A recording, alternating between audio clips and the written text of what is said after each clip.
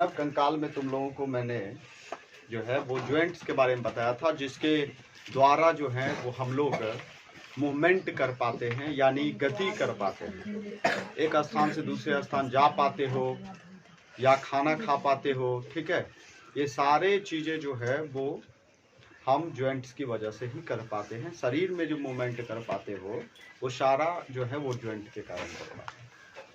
इसके बारे में मैंने बताया था, और इसमें बताया था कि 4 प्रकार के जो हैं वो ज्वाइंट होता है का नाम है, जिसमें मैंने बताया था आपको। तो थोड़ा स्केलेटल सिस्टम जो है वो उसको थोड़ा देख लो, बॉडी स्केलेटन को होता है। थोड़ा ये छोटा सा रूप जरूर देखो तुम लोग, पहले इसको देखो कि इसमें देखो कि ये बाह पर जो ये ऐसा था कूल्हे पर, ये यहाँ पे देखोगे कि ये ज्वाइंट्स, यहाँ पे ज्वाइंट्स देखो कि एक बॉल है। ठीक है, बड़ा वाला भी हम मानव तंत्र दिखा रहे हैं। ठीक है, मानव जो कंकाल है वो दिखा रहे हैं अभी। तो ये बॉल टाइप का है, और ये जो है इस साइड से, और इसमें जाकर के बॉल सॉकेट, ये बॉल सॉकेट है, यहाँ पर एक है, और एक तुम देखोगे कि यहाँ पर बॉल सॉकेट। ये दो यहाँ पर और यहाँ पर तुम देखोगे कि बॉल सॉकेट है। ठीक है, और जिस वजह से एक बॉल की तरह है, दूसरा सॉकेट की तरह, और उसमें वो हम मूवमेंट कर पाते हैं। उसके बाद मैंने दूसरा बताया था, एक हिंज बताया था। यहाँ पे हिंज होता है कि एक तुम देखोगे सीधा एक मोटा सा थोड़ा जो है वो एक हड्डी है, और इसमें जो 2 फेरे वाला ऐसे हड्डी देखोगे कि यहाँ पे है।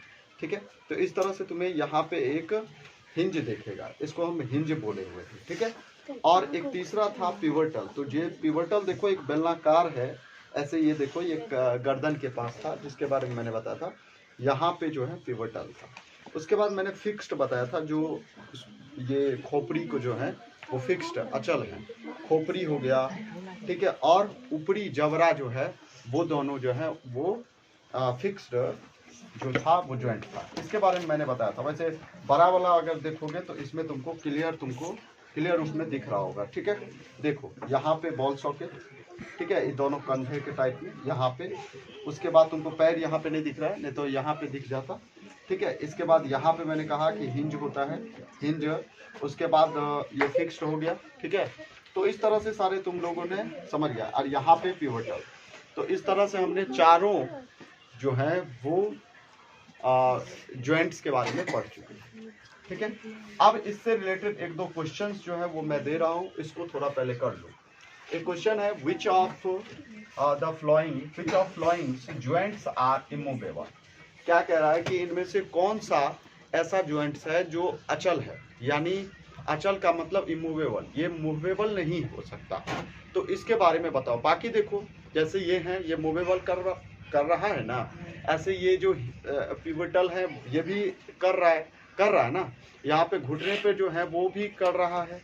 ठीक है, आसानी पूर्वक हम बोन्स को इधर उधर कर पा रहे हैं। लेकिन एक मात्र ज्वाइंट्स है जो है वो है इमूवेबल वाला, ये है आपका फिक्स्ड ज्वाइंट्स है। तो इसके बारे में ये कौन सा है इनमें से, ये बताओ। तो एक तो ऊपरी जबड़ा का मैंने नाम लिया, ऊपरी जबड़ा, और जो ये आपको जो ब्रेन की सुरक्षा करता है स्कूल, ये खोपड़ी वाला जो है ये, तो फिक्स्ड ज्वाइंट्स। यहाँ पे ऊपरी जबड़े जो है वो फिक्स्ड ज्वाइंट्स। उसके बाद एक और क्वेश्चन, यहाँ पे क्वेश्चन दूसरा है, कौन सा जोड़ा बैडमिंटन को पकड़ने में, ध्यान दो, बैडमिंटन को पकड़ने में मदद करता है, ये आपको बताना है। हिंज संधि, क्या हिंज करता है, या धुराग पिवटल करता है, क्या ये करता है, या फिर बॉल सॉकेट, इनमें से कौन सा है। तो आप किसमें मारोगे, हिंज संधि। कौन सा, हिंज संधि।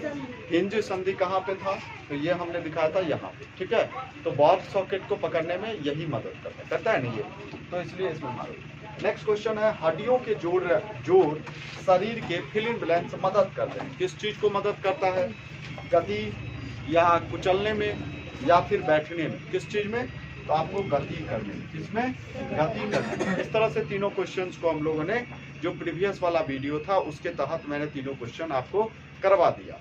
अगर आप लगातार इस वीडियो को देखते हैं और अगर आप पढ़ लेते हो तो शायद आपके आने वाले कॉम्पिटिटिव जो एग्जाम होगा, या 6th क्लास का हो या किसी भी क्लास का, इन सभी में आपको, ठीक है। चलो नेक्स्ट टॉपिक है, जो ह्यूमन स्केलेटन से आप क्या समझते हैं, मानव कंकाल क्या है।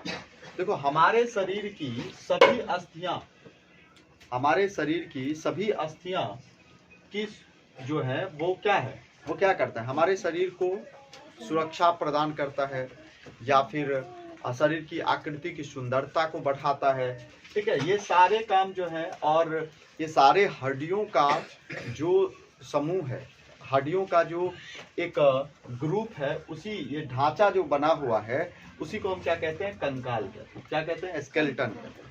जैसे तुम देख सकते हो कि ये हड्डियां हैं। ठीक है, अगर हड्डी ना हो, ठीक है, जैसे हड्डी अगर टूट जाए कहीं से, आपके अगर हाथ किसी का टूट जाए और उसके बाद उसको अगर प्लास्टर करके जो है, यहाँ पे देखो ये स्केलेटन है, ये जो है हड्डियों का जो है वो ग्रुप इस तरह से है, जो आपके शरीर देखने में कैसा लग रहा है। ठीक है, और इसके ऊपर जब ये मांसपेशी सब हो जाता है, स्किन सब बढ़ जाता है, तो उसके बाद कितना अच्छा लगने लगता है। लेकिन इसके अंदर अगर ये ना होता तो फिर क्या होता, ये तुम जान सकते हो। ठीक है, तो ये हम लोग समझ गए कि ये कंकाल क्या है। उसके बाद जन्म के समय जो हड्डियों की संख्या होती है वो टोटल 305 होती है। ठीक है, जन्म के समय में जो बच्चों के पास अगर पूछा जाता है, अक्सर क्वेश्चन ये पूछा जाता है, जन्म के समय बच्चों में हड्डियों की संख्या कितनी होती है, तो आप 305 में मारोगे। ठीक है, उसके बाद है वयस्क, मतलब 18 वर्ष। इस समय तक होते होते आपके हड्डियों की संख्या जो है धीरे धीरे कम जाती है, और कम होकर के 206 रह जाती है। मतलब टोटल ये जो हड्डियां देख रहे हो, ये हड्डियों की संख्या टोटल जो है हमारे शरीर में, ये कितने हैं, 206 वयस्क का दिखाया गया है। ठीक है, जैसे देखोगे, इसमें देखोगे 1 2 3 4 5 हड्डियां, फिर इसमें 2 5 2 7, फिर 8, ऐसे ये 12 12 24। ठीक है, इस तरह से ये टोटल मिला के जो है ये 206 हड्डियां हैं। ठीक है, फिक्स कर दिया गया है, इतना हड्डियां जो है हमारे शरीर में पाए जाते हैं। क्लियर, अब समझो कंकाल। तो कंकाल किन किन चीजों से बन करके, कौन कौन से हड्डियों के मतलब समूह से मिल करके जो है वो कंकाल, मानव कंकाल बना है। ह्यूमन स्केलेटन, तो खोपड़ी के हड्डियों से, उसके बाद मेरुदंड से। ठीक है, उसके बाद आपका जो मेरुदंड जिसको बैकबोन कहते हैं। ठीक है, उसके बाद पसलियों से, वक्ष की अस्थियां से, कंधे से, हाथ पांव, इन सब की हड्डियों से मिला करके जो है मानव कंकाल का निर्माण हुआ है। ठीक है, वे सारी हड्डियां मिल करके मानव कंकाल। तो सबसे पहले हम लोग समझेंगे रिब केज क्या होता है, पसलियां वक्ष क्या होता है, इसको थोड़ा समझो। अब इसमें एक यहाँ पे देखो रिब केज, देखो रिब और केज, ध्यान दो, रिब केज गौर करोगे, यहाँ पे देखो ये हड्डियों की संख्या देखो, 1 2 3 4 5 6 7 8 9 10, यहाँ पे टोटल जो है वो दिख नहीं रहा है, यहाँ पे नीचे भी है 1 2, तो यहाँ पे टोटल इधर जो है वो 12 हड्डियां हैं, और इधर भी ये जो है वो 12 हड्डियां हैं। तो इस तरह से 24 हड्डियां मिला करके जो है वो किसका निर्माण किया गया है, निर्माण हुआ है रिब केज का। ठीक है, जो हमारे शरीर के हार्ट का जो है वो सुरक्षा करता है, इसके अंदर हार्ट जो है वो सुरक्षित रहता है, मतलब मेन पार्ट्स जो हमारे शरीर के हैं, इसका सुरक्षा कौन करता है, यही रिब केज करता है। ठीक है, ये चीज ध्यान रखना। और दोनों तरफ जो पसलियों की संख्या होती है वो 12-12 होती है रिब केज में। ठीक है, चलो ये समझ में आ गया आप लोगों को। उसके बाद है बैकबोन। बैकबोन रीढ़ की हड्डी भी कहते हैं इसको, रीढ़ की हड्डी यहाँ पे। तो यहाँ पे जो रीढ़ दिख रहा होगा, ठीक है, यहाँ पे इस साइड से इस साइड दिख रहा है ना, यहाँ पे पीछे वाला हड्डी देखो, ये पीछे वाला, ये हड्डी है। ठीक है, पीछे वाला, और ये गर्दन के पास से शुरू होती है और ये यहाँ तक रहती है। ठीक है, कमर तक। ये देखो, ये टोटल, ये पीछे वाला, ये दिख रहा है ना, 1 2 3 4 5 6 7 8 9 10, ऐसे अंदर से ये टोटल जो है वो छोटे छोटे कशेरुकु को मिला करके, छोटे छोटे हड्डी जो है उसी को कशेरुकु कहा जाता है। और कशेरुकु बना करके मिल करके जो है वो 33 कशेरुकु ये मिल करके बैकबोन का निर्माण किया गया। ठीक है, चलो ये ऐसे होता है, ये हड्डी ऐसे ऐसे रहता है, ऐसे टाइप का दिख रहा होगा। ठीक है, ऐसे बना होता है, और यहाँ पे जो है वो आपके गर्दन के पास, यहाँ से लेकर के यहाँ तक। ठीक है, कमर तक। उसके बाद है खोपड़ी।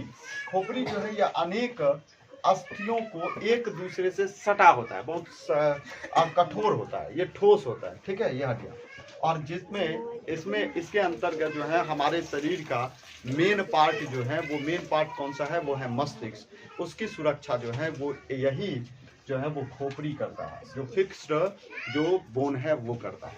तो इस तरह से आप लोगों ने इस चैप्टर को बढ़िया से हैंडल किया। जो बॉडी मूवमेंट क्या होता है उसके बाद मैंने आपको बताया कि बॉडी मूवमेंट के अलावा जो जॉइंट्स जो हमारे शरीर में हम लोग जो मूवमेंट कर पाते हैं, गति कर पाते हैं, वो जॉइंट्स के सहायता से कर पाते हैं। उसके बाद हम लोगों ने पढ़ा जो हमारे शरीर के में जो है वो मेन पार्ट्सों के बारे में। उसके बाद डायग्राम देखा कैसे क्या, उसके बाद इनसे रिलेटेड क्वेश्चंस हम